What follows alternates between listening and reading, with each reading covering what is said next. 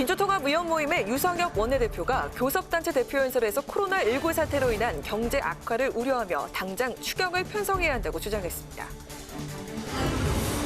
국회 보건복지위원회가 감염병 예방 강화를 위한 이른바 코로나 3법을 통과시켰습니다. 법사위 심사를 거쳐 이르면 27일 본회의에서 처리될 것으로 보입니다. 더불어민주당은 이해찬 대표와 이낙연 전 총리를 상임선대위원장으로 하는 선대위를 출범시켰습니다. 미래통합당은 황교안, 홍준표 등 대선 주자급 인사들의 공천 면접을 실시했습니다.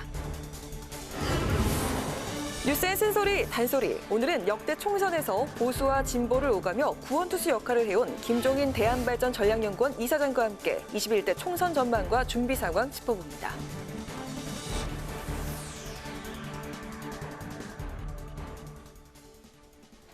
안녕하십니까. 2월 20일 의정종합뉴스 뉴스엔 시작하겠습니다.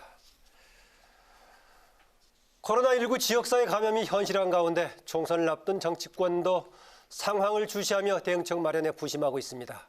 자세한 소식 취재기자 연결해서 알아보겠습니다. 네, 양윤선 기자. 네, 국회 의사당에 나와 있습니다. 네. 코로나19 확진자가 급증세를 보이면서 국회에도 비상이 걸렸습니다. 총선이 50여일 앞으로 다가오면서 선거운동에 열이 붙을 시점인데 코로나19 확산에 대한 위기감이 고조가 되면서 정치권의 일정도 축소되거나 연기되고 있는 건데요. 오늘 국회 본회의장을 비롯한 국회를 오가는 의원들 마스크를 쓴 모습을 쉽게 확인을 할 수 있었습니다. 대구를 지역구로 둔 의원들 외에도 다수의 의원들이 마스크를 착용을 했고요. 기자회견을 갖는 의원들도 마스크를 낀 채 임하기도 했습니다. 행사도 취소되거나 축소됐습니다. 더불어민주당의 경우 그동안 코로나19 확산으로 미뤄오던 선대위 발족식을 가졌는데요. 통상 대규모 외부 행사를 하던 것을 국회에서 간소하게 회의를 하는 방식으로 출범식이 축소됐습니다. 미래통합당은 오늘 예정됐던 대구 지역 후보 공천 면접을 미뤘습니다. 네, 정치권도 대응책 마련에 부심하고 있는데 추경 편성을 요구하는 목소리도 나오고 있다고요? 네, 여당은 민주당은 상황의 심각성을 인식을 하면서도 정부를 믿고 대응에 함께해 줄 것을 요구했습니다. 또 침체된 소비, 투자를 되살리기 위해 한시적 개별 소비세 인하 등을 추진을 하겠다며 이번 달 안으로 종합대책을 내놓을 것이라고 밝혔습니다. 민주당은 또 코로나19 극복을 위한 성금도 모았는데요. 앞서 대한적십자사와 사회복지 공동모금회에 전달한 데 이어 오늘은 희망브리지 전국재해구호협회에 3천만 원가량을 전달을 했습니다.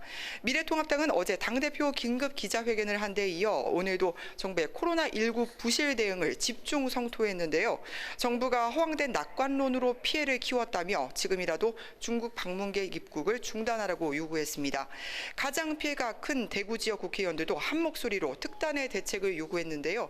민주당 김부겸 의원은 추경 예산 편성 주장에 힘을 보탰고 미래통합당 정태욱 의원은 대구 전역을 특별 재난지역으로 선포해야 한다고 말했습니다. 네, 교섭단체 연설 오늘 3일째인데요. 민주통합의원 모임 대한신당의 유성엽 원내대표 오늘 연설이 있었죠? 유성엽 원내대표도 추경 편성을 강조했습니다. 유 원내대표는 소득주도 성장과 부동산 가격 폭등을 지적을 하면서 자영업자와 소상공인들에게 직접적이고 실효성 있는 대책을 마련해야 한다고 요구를 했습니다. 네, 국회도 관련 상임위원회를 잇따라 열고 대응책 마련에 나섰죠.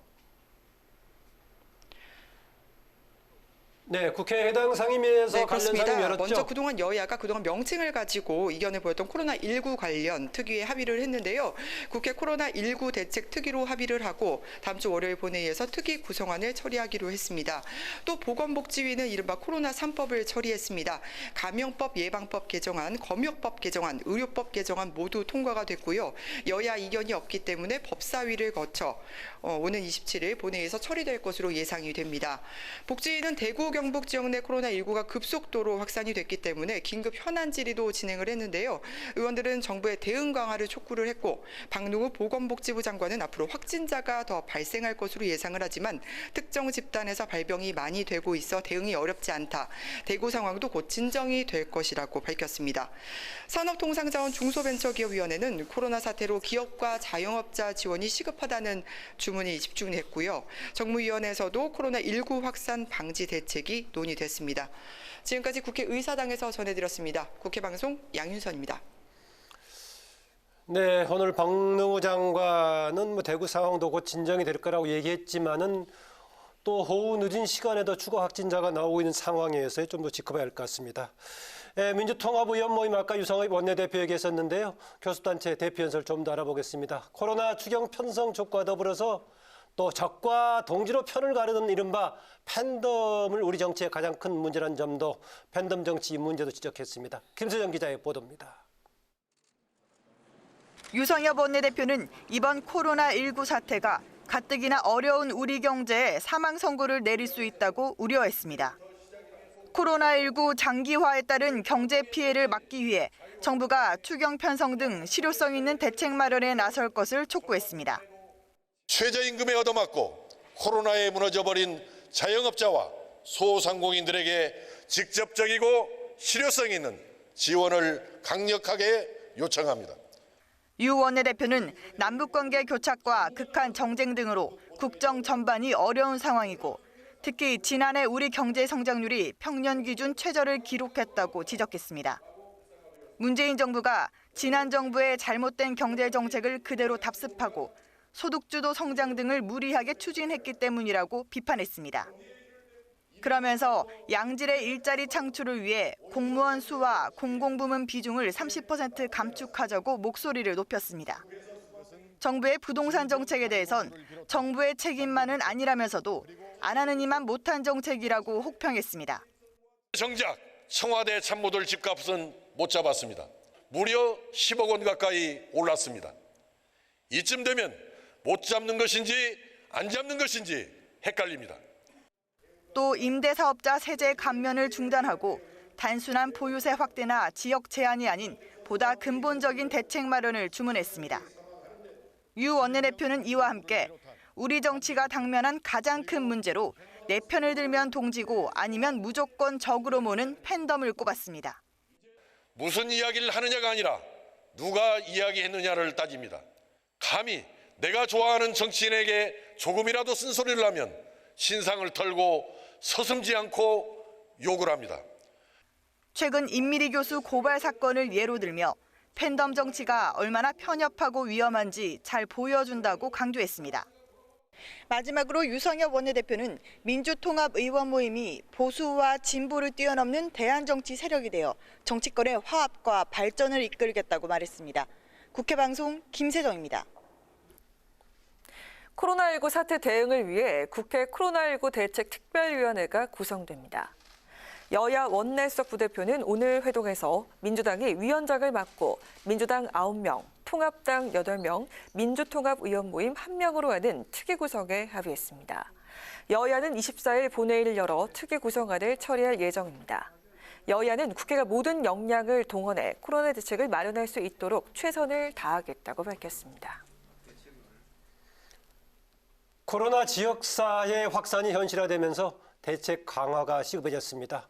오늘 국회에서는 이른바 코로나 3법이 상임위원회를 통과했습니다. 한도영 기자입니다.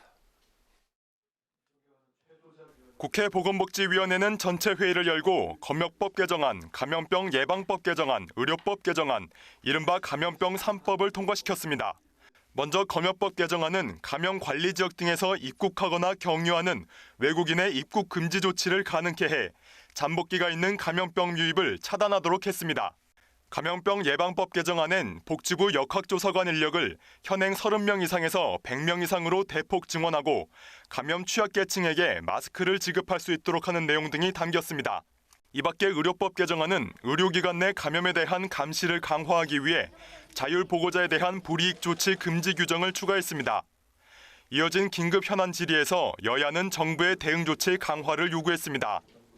여당은 2번이나 의사의 검사 권유를 거부한 31번 확진자 예를 들며 증상 의심 시 검사를 강제할 수 있도록 지침 등을 강화해야 한다고 강조했고, 야당은 감염병 위기 경보를 현재의 경계에서 심각 단계로 상향하라고 촉구했습니다.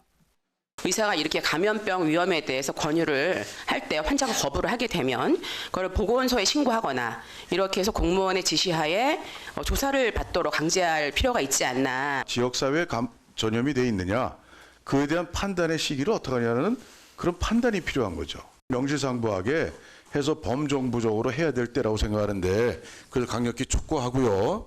이와 함께 여야는 국회 산자중기위원회에서 기업과 소상공인 피해를 줄이기 위한 정부 대응을 촉구했습니다. 여당은 중국의 무역계약 불이행으로 인한 우리 기업의 피해를 막아줄 것을, 야당은 소상공인 자금 지원 확대를 검토할 것을 당부했습니다. 이에 성윤모 산업통상자원부 장관은 중국 당국과 핫라인을 통해 기업의 애로를 전달하고 있다고 답했습니다. 또 박영선 중소벤처기업부 장관은 지난 12일 발표한 소상공인 지원 대책의 2배 이상 규모로 2차 대책을 준비하고 있다고 밝혔습니다. 국회 방송 한두영입니다. 국회 산업통상자원 중소벤처기업위원회는 전체 회의를 열고 태양광과 풍력발전 등 신재생에너지 관리를 강화하는 법안을 통과시켰습니다. 신재생에너지 개발, 이용, 보급 촉진법 개정안은 정부 지원을 받아 설치한 신재생에너지 설비에 대한 시공자의 사후 관리를 의무화하도록 했습니다. 전기사업법 개정안은 산지에 설치되는 태양광, 풍력발전 설비의 중간복구 명령 이행을 의무화하고 이행하지 않을 경우 사업 정지 명령을 내릴 수 있도록 했습니다. 네, 오늘 열린 국회 정무위원회에서도 코로나19 지역사회 확산 문제가 집중적으로 거론됐습니다. 중국인 입국을 전면 금지하라는 야당 요구에 정부는 아직 전면 금지 계획은 없다고 밝혔습니다. 보도에 박지영 기자입니다. 야당 의원들은 코로나19 대구 감염 확산 사태를 거론하며 정부의 안이한 대응을 지역사회 감염 차단 실패의 원인으로 지적했습니다. 또 대구 지역에 당장 필요한 역학조사관 파견과 음압병실 확보를 위한 정부의 조속한 지원과 함께 특별 재난지역으로 선포해 줄 것을 주문했습니다. 이게 중앙정부가 지금 예산하는 것보다 훨씬 더 심각하다고 보고 있거든요. 그래서 특별 재난지구 선포에 대해서도 점검을 하고 준비해 주시기 바랍니다. 국무조정실은 모든 행정적, 재정적 지원 방안을 강구하겠다고 밝히고 지역사회 전파 차단을 위한 행동 지침도 안내했습니다. 너무 그렇게 불안해하지 마시고 평상시에 가벼운 증상이 있으면은 곧바로 병원에 가시지 말고 일단 1339나 질본으로 연락을 하고 안내를 받은 다음에 가주시고요. 야당 의원들은 코로나19 감염 확산과 관련해 중국인 전면 입국 금지 조치도 요구했습니다. 하지만 국무조정실은 검토는 하고 있지만 아직 전면 입국 금지 조치를 취할 계획은 없다고 밝혔습니다. 반면 여당 의원들은 지금까지 정부가 코로나19 방역 대응을 잘해왔다고 평가했습니다. 그러면서 마스크 매점 매석 행위 단속을 강화하고 경제에 미치는 영향을 최소화하는 데 힘써달라고 당부했습니다. 마스크라든지 이런 코로나19 예방 관련된 의약 부품과 제품에 대해서 원활히 공급될 수 있도록 열심히 해왔는데 앞으로도 더 신경을 써서 소비자들이 불편을 겪지 않도록. 정무위에선 1조 규모의 투자 펀드 피해가 우려되는 이른바 라임 사태와 관련해 금융당국의 관리 감독 소홀이 피해를 키웠다는 질타도 쏟아졌습니다. 여야 의원들은 금융위원회와 금융감독원이 서로 책임을 떠넘기며 사모펀드 운용과 판매 규제를 완화해놓고 정작 투자자 보호가 미흡했다고 따졌습니다.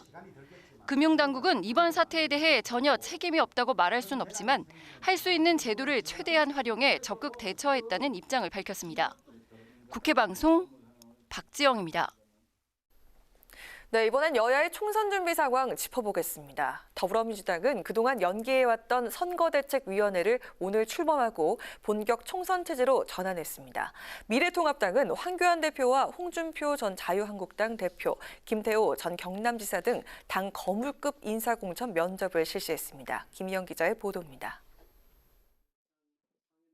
더불어민주당 선대위는 이해찬 대표와 이낙연 전 국무총리가 공동 상임선대위원장을 맡는 투톱 체제로 운영됩니다. 이 대표는 중앙선대위에서 전국 지역선대위와 조직, 선거전략 개발 등의 역할을, 이 전 총리는 미래선대위를 맡아 공약과 유세 지원 등의 역할을 할 계획입니다. 이낙연 상임선대위원장은 싸우는 정치보다 현실을 개선하고 미래를 준비하는 정책 개발에 힘을 쏟겠다며 총선 각오를 밝혔습니다. 4.15 총선을 통해 대한민국의 새로운 미래를 시작하기를 바랍니다. 그런 염원으로 저희는 대한민국 미래준비선거대책위원회라는 이름을 붙였습니다. 또 수도권 이인영 원내대표를 비롯해 호남 이계호 의원, 강원 이광재 전 강원지사, 경남 울산 김두관 의원 등 11개 권역에서 선거를 진두지휘할 공동선대위원장도 임명했습니다. 이 밖에 7명의 당 최고위원, 영입인재 1호 최혜영 교수 등 11명도 공동선대위원장에 포함됐습니다. 미래통합당은 황교안 대표를 비롯해 홍준표 전 자유한국당 대표, 김태호 전 경남지사 등 당 거물급 인사 개별 공천 면접을 진행했습니다. 따로 오전에 면접을 보고 나온 황 대표는 청와대 턱 밑에 있는 종로에서 국민이 놀랄 정도로 이기겠다고 자신감을 드러냈습니다.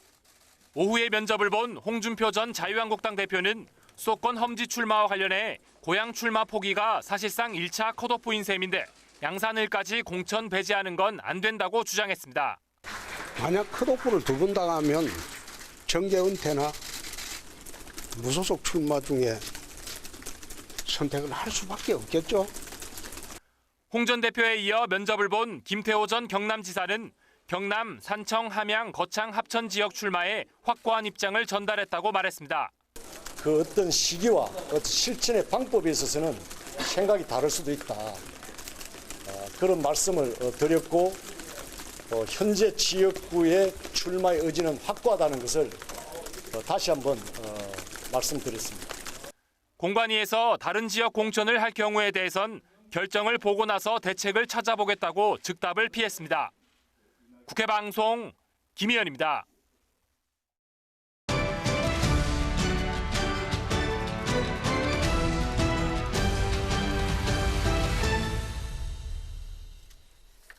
네, 이슈 분석 오늘은 홍혜진, 임채원 기자와 함께합니다. 어서 오세요. 반갑습니다.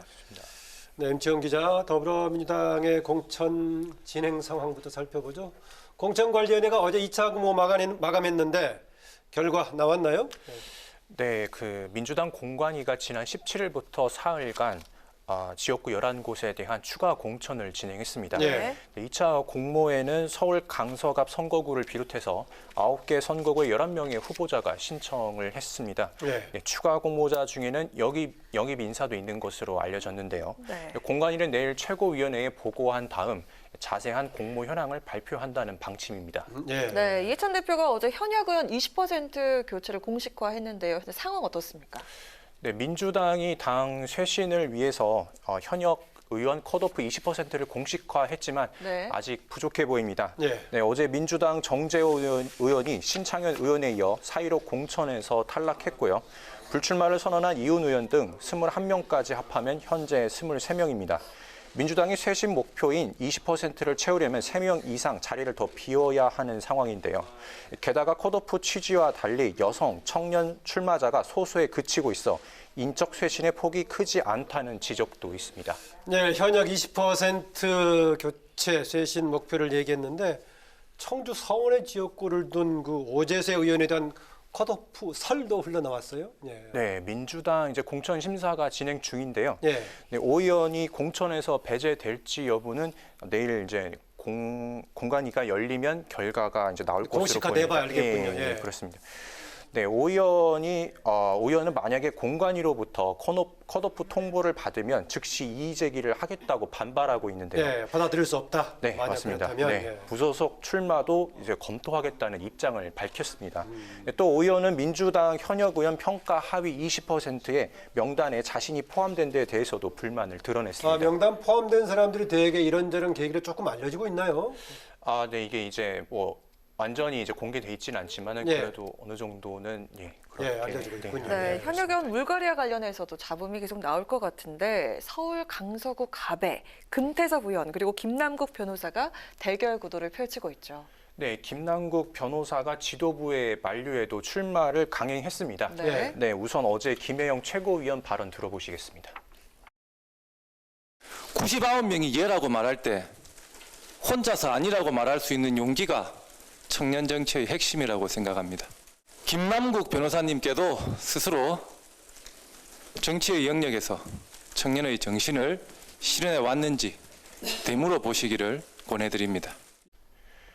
네, 김 변호사는 추가 공모 마지막 날인 어제 오후에 공천을 신청했습니다. 네, 어제 민주당 금태섭 의원에게 선의의 경쟁을 하자며 출마 의사를 밝혔는데요.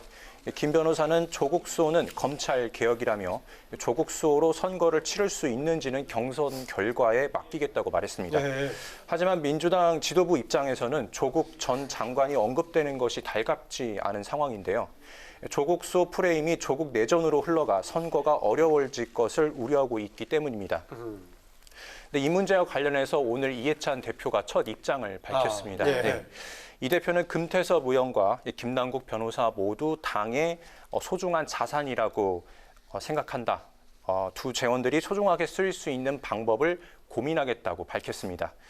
금 의원이나 김 변호사가 경선을 치러 한 명만 본선에 진출하는 것이 바람직하지 않다는 뜻으로 해석이 됩니다. 네, 야권 소식도 좀 알아보죠. 김형호 공관위원장의 역할이라고 해야 될지 칼이라고 해야 될지 이력을 발휘하고 있는 듯한데요. 꿈쩍 않던 TK 지역 의원들의 불출마에 따르고 있어요. 홍혜진 기자. 어떻습니까? 오늘 지금 김광림, 최교일 두 의원이 지금 불출마 선언했죠. 네, TK 지역 공천 심사를 앞두고 삼선의 김광림 또 초선의 최교일 의원이 총선 승리를 위해서 선당 후상하겠다며 불출마를 선언했습니다. 이 김 의원은 경북 안동이고요. 최 의원은 영주, 문경, 예천으로 모두 TK 지역입니다. 최교일 의원은 거기다가 지금 중간에 보궐선거로 들으신 분이에요. 네, 맞습니다. 특히 김 의원이 현재 당 최고위원을 맡고 있습니다. 지도부에서 처음으로 불출마 선언이 나온 건데요. 김 의원의 이 불출마 선언 기자회견 잠시 들어보시죠. 내가 어떻게 하는 것이 당을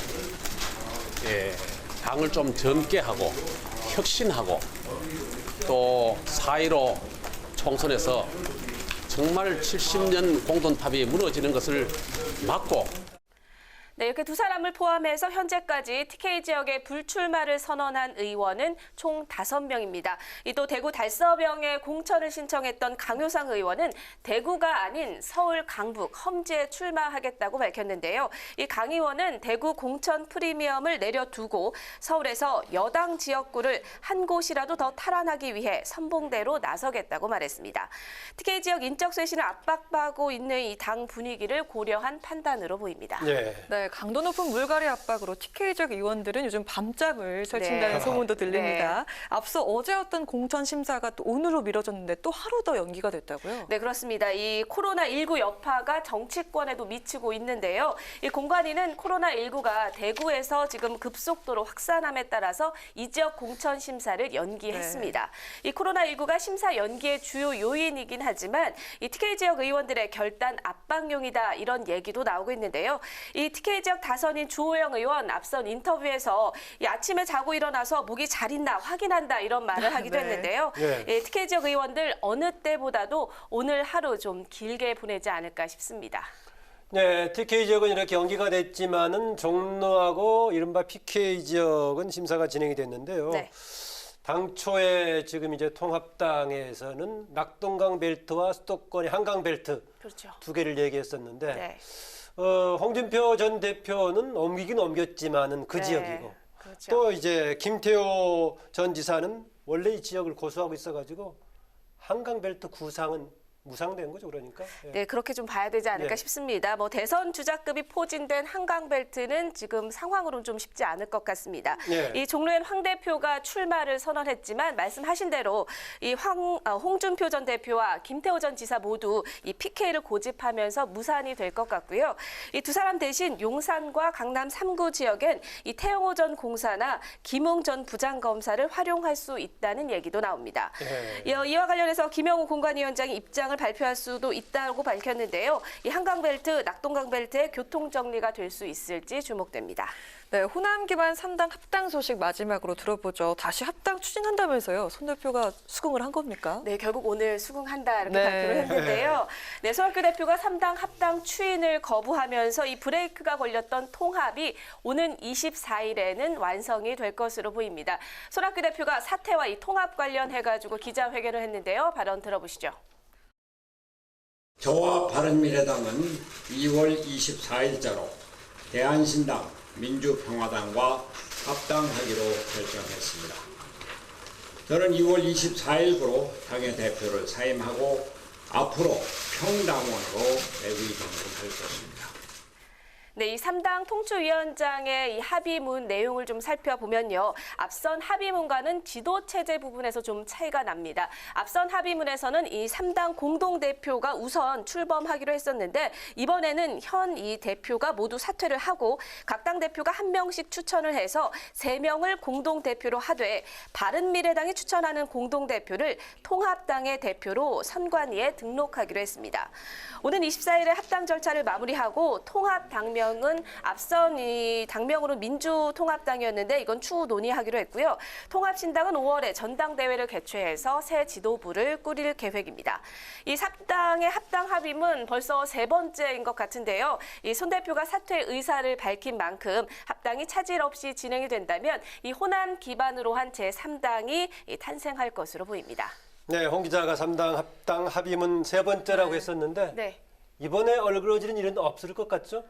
그럴 것 같습니다. 그래서 길 기대를 좀 해야 되겠죠? 네. 네, 이슈 분석을 여기서 마무리하겠습니다. 홍혜진, 임천 기자였는데요. 임천 기자 오늘 이슈 분석 첫 번째였는데 앞으로도 계속 활약 부탁합니다. 네, 열심히 수고하셨습니다. 부탁드립니다. 국회 도서관이 개관 68주년 기념식을 열고 디지털 시대를 선도하는 미래도서관으로 발돋움하겠다고 다짐했습니다. 문희상 국회의장은 국회 도서관이 4차 산업혁명을 주도하는 세계 최고 수준의 도서관으로 성장했다며 국민들의 많은 이용을 당부했습니다. 국회의원의 입법 활동에 도움을 주는 것은 물론이고 국민에게 신뢰받는 도서관으로 자리매김했다고 평가합니다. 국민의 더 큰 신뢰와 사랑을 받는 국회 도서관이 되어주시리라고 기대합니다. 도서관을 잘 이용한 국회의원에 대한 시상식도 진행된 가운데 오재세 의원이 방문 이용 부문에서, 이찬열 의원이 의회 법률정보 조사회답 서비스 이용 부문에서 최우수상을 수상했습니다. 잇따라 열린 세미나에서 발제를 맡은 신중섭 강원대 교수는 국회 도서관이 입법 보조 역할을 넘어 지적 인프라 제공이라는 적극적인 역할을 해야 한다고 강조했습니다. 국회 입법조사처는 구글 클라우드 담당자를 초청해 국내 클라우드 컴퓨팅 산업 발전을 위한 정책적 대안을 모색했습니다. 김하중 국회 입법조사처장은 구글의 국내 클라우드 진출을 통해 우리나라 기업들과의 협력이 보다 강화되길 희망했습니다. 파블로 차베즈 구글 글로벌 공공정책 담당 부사장은 클라우드 생태계는 개방과 상호 연관성, 보안, 혁신이 중요하다고 강조했습니다. 또 AI와 빅데이터 등 디지털 산업 분야에서 한국과 협력하고 싶다는 뜻을 밝혔습니다.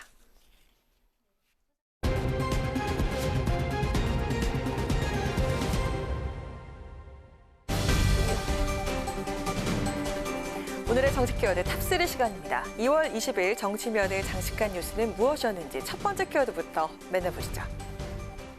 대구 경북 지역을 중심으로 국내 코로나19 확산이 폭발적으로 늘면서 국민들의 불안과 걱정이 커지고 있습니다. 정부가 오늘 지역사회 감염 전파의 초기 단계라고 진단한 가운데 총선을 앞둔 정치권도 여파를 주시하면서 특단의 대책 마련에 고심하고 있습니다. 일사불란한 코로나19 방역 대응을 강력하게 요청합니다. 각 부처, 지자체를 포함해서 동원할 수 있는 방역 자원을 최대한 총동원해야 합니다. 대구뿐만 아니라 전국으로 국민들의 불안감이 급속히 확산되고 있습니다. 지금이라도 정부는 중국인과 중국 방문 외국인의 입국 금지 즉각 실시해야만 합니다. 여야는 이렇게 정부를 향해서 강도 높은 대책 마련을 촉구하는 한편 관련법 처리에도 속속 나서고 있습니다. 오늘 국회 복지위에선 어린이와 노인 등 감염 취약계층에게 마스크를 무상 지급하는 내용을 담은 감염병 예방법과 검역법, 의료법 개정안이 의결됐는데요. 코로나 3법으로 불리는 이 법안들은 오는 26일 법사위를 거쳐 27일 국회 본회의에서 처리될 예정입니다. 국회가 코로나19 관련법 처리에는 나서고 있지만 초당적 대응을 위해 약속했던 코로나 대책특위는 여야 이견으로 아직까지 출범조차 못한 상황인데요. 우려했던 지역사회 감염이 현실화된 만큼 하루속히 특위를 구성해서 특단의 대책 마련에 속도를 내주길 바랍니다. 이어서 오늘의 두 번째 정치 키워드입니다. 네, 팬덤. 흔히 열성팬을 일컫는 말이죠. 그동안 연예인들을 중심으로 형성돼 왔던 팬덤 문화가 언제부턴간 정치권에서도 확산되면서 여러 가지 이슈와 논란을 만들어 왔는데요. 오늘 교섭단체 대표 연설에 나선 유성엽 민주통합의원 모임 원내대표가 이 팬덤 정치를 비판하고 나서도 눈길을 끌었습니다. 지금 정치에서 당면한 가장 큰 문제는 팬덤입니다. 팬덤을 기반으로 한 정치는 오로지 사람에게만 주목합니다. 그 사람이 내 편을 들면 동지고 아니면 무조건 적입니다. 유 원내대표가 이렇게 팬덤 정치의 문제점을 지적한 대상, 바로 문재인 대통령의 열성 지지자들입니다. 최근 문 대통령이 방문했던 한 전통시장의 상인이 최근 경기에 대해 거지 같아요라고 언급했다가 대통령의 일부 지지자들로부터 거센 공세를 받아서 논란이 됐었는데요. 유 원내대표는 오죽하면 청와대조차 사실상 자제를 부탁하고 나섰겠느냐, 한마디로 도를 지나쳤다며 팬덤은 오랜 시간 우리 사회가 암묵적으로 합의해온 도덕 기준마저 흔들고 있다고 일침을 놨습니다. 이어 최근에 있었던 임미리 교수 고발 사건까지 예를 들면서 정치 팬덤이 내부 비판을 허용하지 않는 데에 대한 우려를 나타냈는데요. 유 원내대표는 팬덤 정치가 어느 한쪽만의 문제는 아니라며 이대로라면 누가 집권을 하든 사회는 계속 양분돼 격한 대립을 반복할 것이라며 정치 제도와 문화의 과감한 전환을 강조했습니다. K-팝의 열성적인 팬덤이 우리나라 대중문화의 성장에 기여한 것처럼 정치인 팬덤도 한국 정치 발전에 기여한 바가 적진 않습니다. 하지만 비판을 허용하지 않는 맹목적인 지지는 편가르기만을 강요하고 결국 대립의 정치를 반복하게 될 것이라는 유 원내대표의 지적. 한 번쯤 되새겨볼 만한 내용이 아닐까요? 마지막으로 세 번째 오늘의 정치 키워드입니다. 여야 공천 작업이 속도를 내면서 이에 대한 반발도 여기저기서 불거지는 모습입니다. 그중에서도 미래통합당은 출범 직후부터 공천 관련 잡음이 흘러나오고 있는데요. 이에 당 공천관리위원회가 강경 대응 입장문을 내면서 일부 의원들을 향해 공개 경고장을 날린 게 아니냐는 분석이 나오고 있습니다.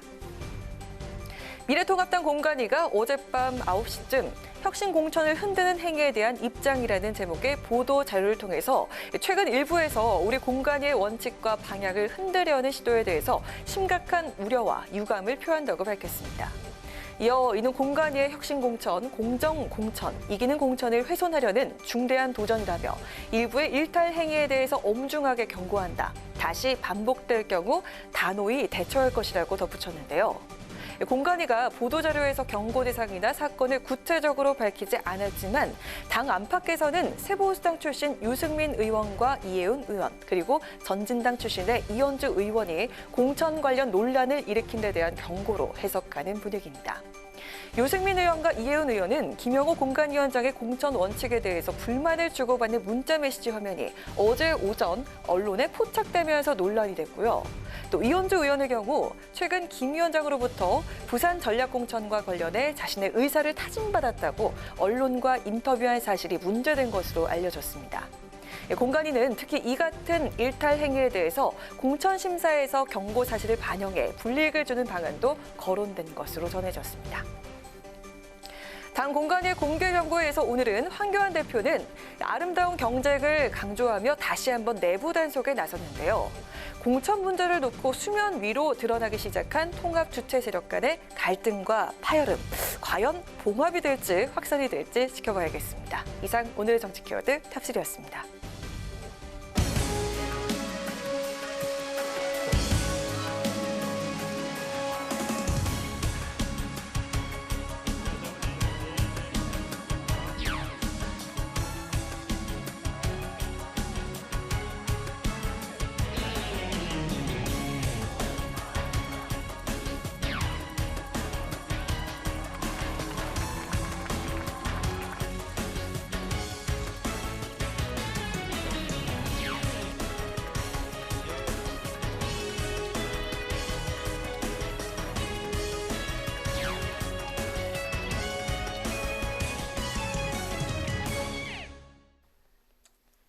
네, 이번 시간은 뉴스엔의 쓴소리 단소리 코너입니다. 21대 국회의원을 뽑는 총선 이제 55일 앞으로 다가왔습니다.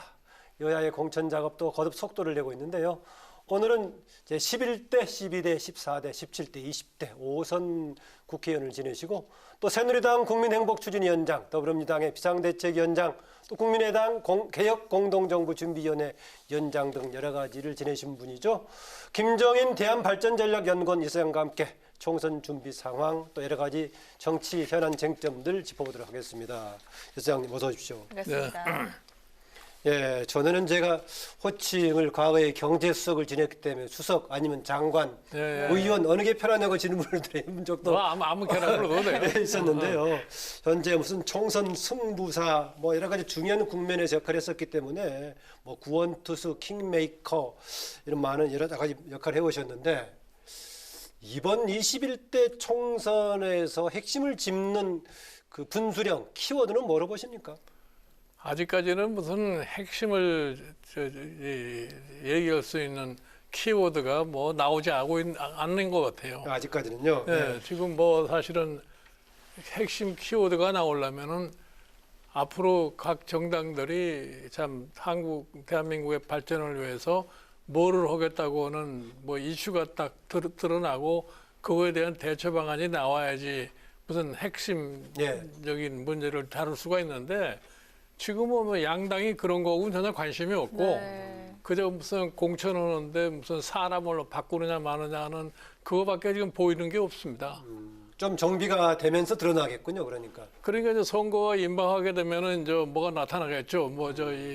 앞으로 참 국민들이 갈망하는 바를 다음 21대 국회가 되면은 어떻게 해결하겠다고 하는 그런 얘기를 안 하고서 선거를 하기가 힘들 겁니다. 네, 또 지난 총선에서 아주 중요한 역할을 해주셨기 때문에 이번 총선을 앞두고도 좀 러브콜을 보내는 곳이 한두 곳이 아니라고 들었는데요. 내가 무슨 특별하게 중요한 역할을 보도들은 여러 곳에서 났습니다. 사실 여부로 상관없이. 뭐 특정 정당에 내가 무슨 중요한 역할을 갖다가 내 스스로 할 수 있는 건 아니고 앞으로 상황이 어떻게 진전이 되느냐에 따라서 뭐 어느 정도 좀 뭐 관심을 갖게 되면은 어떻게 결정할지는 아직은 내가 모르겠어요. 아직은 모르신다. 뭐 근래 지난달 중순이었죠. 3040 세대 정치 네코 시대전환 여기 정치 토론에 참석해가지고 역시 새로운 세력이 필요하다 이런 얘기했었는데 나는 지금 현재 우리나라의 정치 여건으로 봤을 적에 지금 사실은 뭐 민주당도 그렇고 지금 뭐 미래통합당이라는 것도 그렇고 우리가 지난 15년씩 다 겪어본 거 아니에요? 그 사람들이 사실은 민주화 이후에 문민 통치라고 해가지고서 교묘하게도 양쪽이 15년씩 각기 놀아서 지금 했어요. 그런데 그동안의 결과를 보면 국민들이 너무나 잘 판단하시겠지만 별로 내가 보기에 뭐 나라 미래 장래를 위해서 뭘 했다고 하는 것이 보이질 않아요.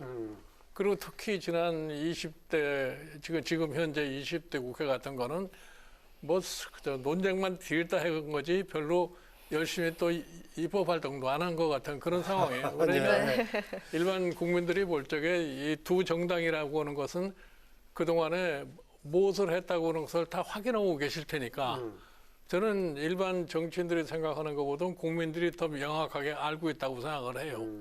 그리고 제가 늘 강조합니다마는 지금 시대가 바뀌어가지고 옛날하고 달리 우리나라도 마찬가지로 21세기의 특성인 소위 말하는 지식 정보화 사회라고 하는 것을 전제로 해야 되잖아요. 그 지식 정보화 사회라고 할 것 같으면 일반 유권자들의 지식 수준이 굉장히 높고 정보를 강하게 가질 수 있기 때문에 다 판단 능력이 있을 거라고 본다 이런 얘기죠. 그러면 지금 제가 개인적으로 봤을 적에 두 당이 과연 앞으로 대한민국의 미래를 헤쳐나갈 수 있는 그런 능력이 있느냐 하는 그런 판단까지 할 수 있다고 생각을 해요. 그래서 제가 지난번에 제가 이 무슨 단체 행사에 나가지 않다가 젊은 사람들이 뭐 새로운 시대에 맞는 뭘 해보겠다고 그래서 가서 잠깐 내가 얘기를 하고 온 적이 있어요. 그러니까 전 개인적으로 보기에 지금 상당히 이 새로운 소위 정치 세력이 등장하는 것을 국민들이 기대하고 있지 않은가 이렇게 생각을 해요. 왜냐면은 지금 뭐 여당에 대해서는 뭐 국민들이 충분히 지난 3년 동안 겪어봤으니까 여당에 대해서 별로 그렇게 내가 보기에 전폭적인 지지를 안 하는 것 같고 야당이라는 것도 보면은 지금 통합했다고 그러지만 이 통합민주당 전신의 한국당이라는 것이 탄핵을 받은 정당 아니에요? 예. 그 탄핵을 받고 나서 이 정당이 어떻게 변모했느냐 보면 거의 변모한 게 없어요. 그러니까 이제 선거를 앞두고 그저 이 숫자 늘리기 위해서 통합만 하면은 뭐가 되는 줄 알고 지금 통합하고 이러고 있다고 저는 그렇게 봐요. 그러니까 네. 그 틈바구니에 새로운 정치 세력이 들어갈 수 있는 소위 가능성이 충분히 있다 이렇게 생각을 해서 새로운 정치 세력이 나왔으면 하는 게 제가 저 나름대로의 소망하는 겁니다. 예, 말씀하시는 대로는 이제 여야당 모두 주도 세력이 바꿔야 된다. 또 새로운 세력이 나와야 된다는데 이미 총선 일정으로 접어드는 상황에서 아니, 지금 실현 가능성 어떻습니까? 총선이 지금 뭐 한 50일 가까이 55일 지금 남았는데. 남았는데 이제 하여튼 지금 뭐 여러 군데에서 여러 가지 형태에서 이제 정치 집단들이 생겨나고 있는 것이 제가 현실인 것 같아요. 예. 그 중에서 어느 집단이 그 제3 세력의 소위 역할을 갖다가 담당하려는지는 아직 모르겠습니다. 아직은 두고 보자. 네, 네. 틀림없이 그런 세력이 나올 거라고 봐요. 그리고 저는 이제 개인적으로 어떤 생각을 가지고 있냐면은 지금 사실 우리가 지금 대통령제를 70년 이상 하지 않았어요? 그랬죠. 48년부터 지금까지. 48년서부터 이렇게 했는데 우리나라에 솔직히 얘기해서 정상적인 전직 대통령이 한 분도 안 계세요. 그런데 지금 또 현재 소위 정권을 놓고 봤을 적에도 이 대통령 책임자가 갖고 있는 여러 가지 문제점을 지금도 노정하고 있다 이런 얘기예요. 그러면 이 소위 정치 체제를 앞으로도 계속해서 가져갈 거냐 하는 이런 측면에서 제가 보기에는 다음번 이 국회라고 하는 것이 예. 개헌 문제를 기필코 다루지 않을 수 없을 거라고 생각을 해요. 예. 그런데 그러기 위해서도 제3 세력이 지금 이 국회에 다음에 21대 들어가야만이 그런 변화도 가져올 수 있지 않겠느냐 하는 게 저 생각입니다. 네, 지금 55일, 그러니까 두 달이 채 안 남은 시점이지만은 앞으로도 뭔가 국민들의 새로운 세력에 대한 기대가 반영될 여지가 있다라고 이제 보시는 쪽이군요. 그리고 뭐 어제 최근에 뭐 여론조사도 볼고 같으면은 무슨 나는 진보도 아니고 보수도 아니고 한 사람이 그건 50% 가까이 되니까. 네, 중도가 많습니다. 네, 그러니까 사실은 그 사람들이 뭐 중도라기보다는 대한민국의 미래를 위해서 가장 답답하게 생각하는 사람들이에요. 당파성이 약하다라고 봐야겠죠. 그러니까 네. 답답하게 생각하는 사람들이 그 사람들이 바라는 욕구를 갖다가 어느 정도 충족시킬 수 있는 정치 세력의 등장이라는 것이 자연스럽지 않겠느냐 나는 이렇게 보는 겁니다. 네. 아까 두 정당을 지적했는데 일단은 이제 집권 여당 더불어민주당 얘기인데요.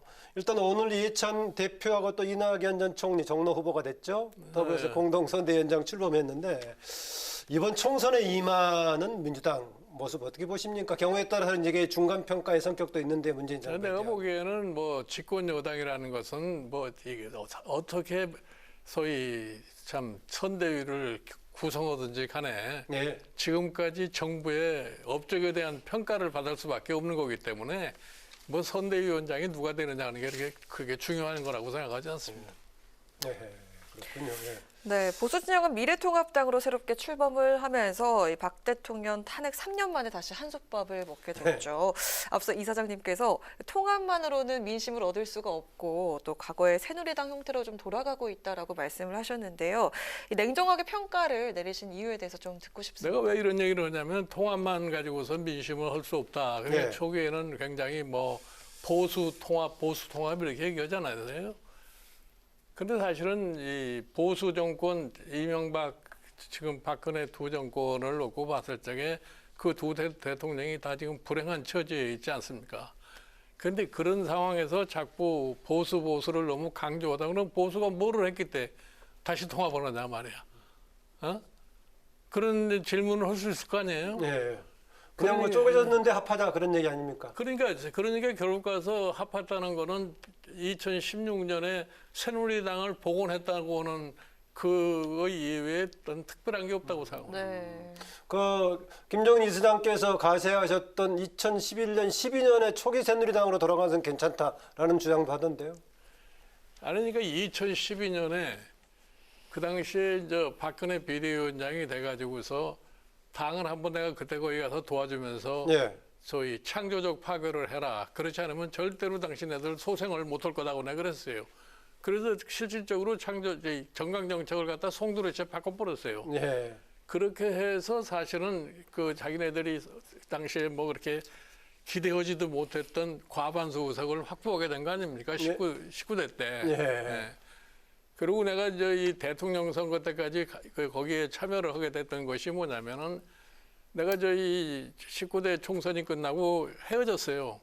내가 별로 이렇게 이 사람들이 처음에 정강정책 바꿨을 때는 참 총선이 두려우니까 아무 말도 않고 있다가 과반수 의석이 되니까 그거에 대한 반대를 자꾸 하는 사람들이 있고 그래서 내가 헤어졌었는데. 네, 지적도 하셨죠, 그때. 네, 헤어졌는데 대통령 선거에 그렇게 가야만 된다는 판단을 갖다가 당시에 박근혜 후보가 좀 얘기를 해서 내가 이 사람이 그래도 앞으로 그런 문제를 꼭 대통령이 되면은 실천하겠구나 하는 이런 믿음이 있어서 했는데 결국은 뭐 대통령이 되고 나니까 그거는 어디 잃어버린지 모르게 그냥 없어져 버렸어요. 그러면 당시에 박근혜 후보 대통령을 보는 조금 그 판단은 조금 잘못 판단하셨다고 볼 수 있겠네요. 아니 잘못 판단하는 게 아니라 내가 나한테 자기 본인이 철두철미하게 약속을 했기 때문에 아니 대통령 한 나라의 대통령이 될 만한 사람이 약속을 한 거는데 설마 아니 그 약속을 안 지키겠느냐 네, 그런 거죠. 그러셨군요. 예. 이제 아까 집권 여당 민주당 얘기했었는데요. 최근에 뭐 여러 가지 상황을 두고 아까 그 유성엽 원내대표의 팬덤 얘기도 나오고 했었는데요. 지금 뭐 공천 둘러싸고 다시 조국 대전이 재현되는 거 아니냐 논란도 있고 막 글쎄요. 그렇습니다. 나는 그게 뭐 집권 여당이 자기네들이 선거를 어떻게 지금 전망을 하고 어떻게 해야지 참 자기네들이 유리한 선거를 결과를 가져올 거냐는 것을 누구보다도 자기네들이 심각하게 생각할 텐데 최근에 벌어지는 양상을 볼 것 같으면은 상당히 좀 오류를 범하고 있지 않나 하는 이런 생각이 들어요. 일부에서는 지난번에 박근혜 정부 시기에 했던 진방 논란이 혹시 이번에 재현되는 거 아니라는 우려도 합니다. 그러니까 뭐 똑같다고 보지만 거의 유사한 형태를 보이는 그렇게 거죠. 보십니까? 네, 당시에도 박근혜 소위 대통령이 자기의 소위 친박이라는 사람들을 많이 공천하기 위해서 그 뭐 공천위원장을 뭐 갖다 놓고서 서로 옥신각신 당시 이항구 의원이 했었죠. 지금 무슨 옥새 파동까지 나고 이제 그런 상황이었잖아요. 근데 사실은 지금 민주당의 경우를 볼 것 같으면 지난 8월 달서부터인가 이 조국 문제로다가 굉장히 참 많은 논란을 갖다 거쳤고 결국 가서는 소위 조국을 갖다가 장관에서 버리지 않으면 안 되는 상황까지 가지 않았습니까? 그 과정에서 문재인 대통령의 지지도가 뭐 10% 정도 하락을 하고 뭐 이런 상황이 되니까 결국 가서 조국이라는 사람을 버려버렸는데 그걸 다시 선거 때 다시 리바이벌 시키는 그런 모습을 보여가지고는 절대로 유리한 결과를 가져올 수 없다고 봅니다. 네, 아까 민주당과 관련해가지고 이야기를 조금 더 드리면요. 사법개혁과 검찰 인사 등으로 지금 추미애 장관과 또 윤석열 검찰총장의 갈등이 깊어지는 양상인데요. 추 장관의 이런 행보가 여당의 선거에 좀 유리하지 않다는 얘기도 있는데 혹시 이사장님 의견 어떻게 나는 보십니까? 그 추미애 장관의 추미애 장관은 좀 아시지 않습니까? 알죠. 내가 2004년에 당시 17대 국회 선거할 때 나하고 같이 공동 선대위원장으로 해서 내가 그 사람의 성격이 어떻다는 거 대략 짐작을 하고 있는데 아마 최근에 하는 행동도 보면은 그때 행동하는 거나 좀 비슷하다고 난 봐요.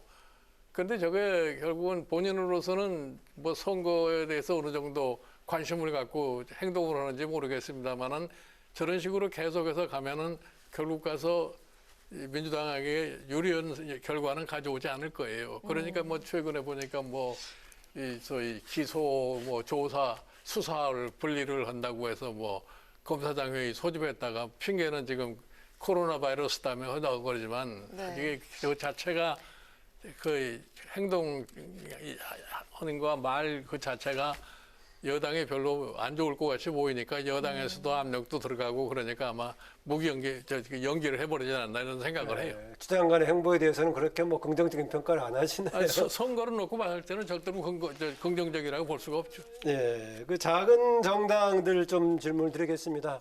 그동안에 그 호남의 주요 기반을 뒀던 소수 정당들 통합 합의문 발표했다가 손학규 대표의 행보 때문에 계속 그랬는데 오늘 보니까 최종 24일 하기로 이제 결정은 난 모양입니다. 글쎄요. 나는 그 통합 호남의 기반을 둔 정당 역시 지금 저 민주당도 호남에 기반을 둔 정당인데 예. 과연 그 정당이 지금 민주당과 경쟁을 해서 무엇을 가져올 수 있을 것인가 하는 것에 대해서는 굉장히 회의적입니다. 그러면 저기는 어떻습니까? 한때 도움을 주기도 했던 안철수 신당, 국민의당이라는 이름으로 다시 또 시작을 했는데. 모르겠어요. 나는 그 안철수 신당이라는 것은 무엇을 추구하기 위해서 갑작스럽게 와가지고는 저 짓을 하는 아주 옛날에 원조 멘토 역할 하지 않으셨습니까? 나는 원래 2011년에 그 예, 사람을 그랬죠. 서울시장 설왕설래 할 때. 만났을 적에 예. 그때 이미 나는 이분은 정치하시면 안 되는 분이라고 내가 그때 판단했던 사람이에요. 그때 당시에 시장 나가지 말라고 권유하셨던 걸로 제가 기억이 나는데. 그 말 맞습니다. 예. 예. 그러니까 그때 사실은 안철수 씨의 지지도가 아마 그 40% 가까이 갔을 때. 50%에 근접한 적도 있었죠. 예. 그러니까 자기 말 맞다나 최근에 뭐 마크롱 정신을 가지고서 뭐 한다고 그러는데 그걸 가지고 하려면 그때 했어야죠. 지금은 이제 다 시기적으로 늦어버린 상황이라고. 예. 또 이제 뭐 여러 가지 정치 분야에 대한 정무적인 여러 가지 이제 능력과 감각이 아주 좋으신데 또 원래 시작은 경제 전문가이셨지 않습니까? 경제 상황 어려운데 지금 코로나19 문제까지 이래가지고 참 답답합니다. 그러니 그게 지금 대한민국 미래의 가장 중요한 과제라고 생각을 해요. 지금 뭐 솔직히 얘기해서 경제도 이렇게 지금 어렵다고 그러지만 지금 사실은 출산율이 작년에 0,88 이런 나라가 없어요. 세계 어느 나라에 가도.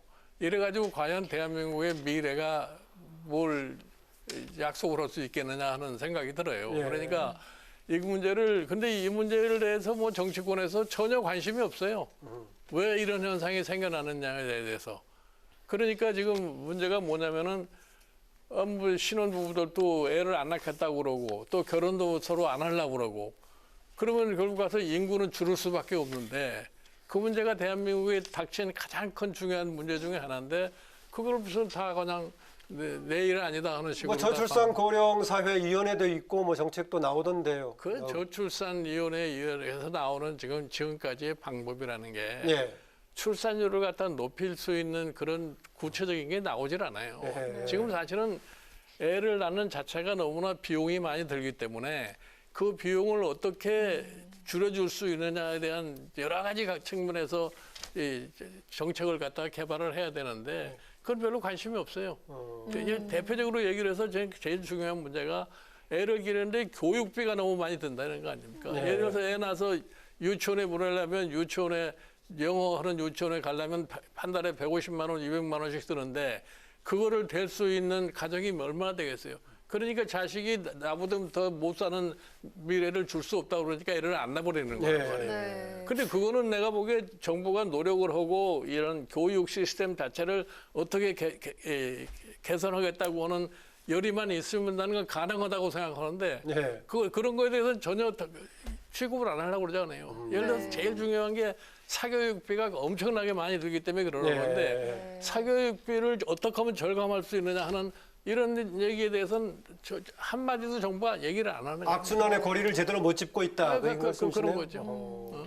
결국 이렇게 민생이 좀 안정이 되려면 우리 정치가 바뀌어야 한다는 생각이 드는데 총선이 끝나고 21대 국회가 사고가 바뀌어야 되는데 그래서 내 생각에 이 기득권에 사로잡힌 정치권은 그거 절대 해결 못한다 이런 얘기입니다. 그래서 새로운 정치 세력이 들어가고 지금 정치 제도 자체도 좀 바뀌지 않을 것 같으면은 앞으로 그런 문제를 갖다가 구체적으로 아마 토리도 못할 거라고 봐요. 그럼 앞으로 21대 국회가 좀 개선해야 될 방향 같은 걸 좀 짚어주시나요? 21대 국회는 좀 제발 나는 좀 이렇게 서로 이 다툼을 많이 하는데 세계 정치권에서 서로 다투다가 무슨 불상사가 생기고 그러지 않습니까? 그러면 그냥 금방 또 뭐 사법기관에 가라고 고발 이런 걸 많이 하는데 정치인들이 자기네들이 저지른 일은 정치적으로 해결을 하면서 입법 활동을 좀 했으면 좋겠어요. 예전에 이제 그 국회 헌법개헌 자문위원 위원장도 하셨는데 당시 혹시 그런 문제 해결하려면 근원적으로 정부 권력구조 같은 게 바뀌어야 된다는 생각을 하지 않습니까? 그러니까 이 정부 들어와서는 도대체 내가 잠깐 민주당 소위 비례대표위원회 대표를 할 적에 개헌 문제를 좀 거론을 했는데 이번 20대 국회에서는 개헌 문제에 대해서는 일체 누구도 얘기를 한 적이 없어요. 근데 지금 사실은 대통령제가 지금 내가 보기에 이 문재인 대통령을 하는 과정 속에서 대통령제의 문제점이라는 것이 네. 또 극명하게 드러나고 있잖아요. 네. 그러니까 결국은 내가 보기에 다음 국회는 그 문제를 어떻게 태클할 거냐 하는 것이 굉장히 중요한 과제라고 봐요. 네, 한 마지막 이 말씀을 좀 질문드리고 싶은데요. 그동안에 이제 현재 활동하신 분 중에서 정당 활동을 가장 오래 한 경험이 있고 또 네.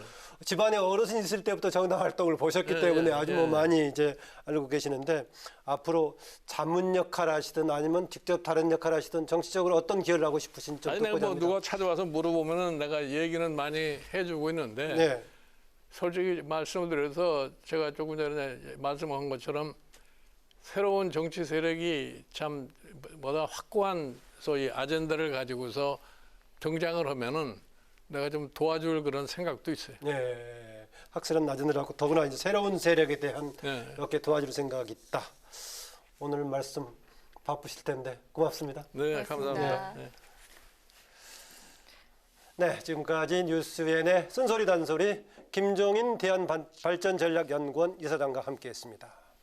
네, 최근 코로나19 확진 환자가 늘면서 이 불안감 때문에 대형 병원을 찾는 사람들이 늘고 있다고 합니다. 대략 3명 중에 1명은 단순한 걱정 때문에 찾아온 방문자라고 하는데요. 이 같은 상황이 반복이 되면은 정작 응급 환자가 필요한 치료를 못 받는 심각한 공백이 발생할 수 있다고 합니다. 발열이나 호흡기 증상이 있으신 분들은요, 대형 병원을 찾기보다는 질병관리본부 콜센터 1339를 통해 신고하고 보건당국의 안내를 따르시기 바랍니다. 네, 오늘 뉴스엔은 여기까지입니다. 국민에게 힘이 되는 국회를 위해서 내일도 뉴스엔이 함께하겠습니다. 시청해 주셔서 고맙습니다.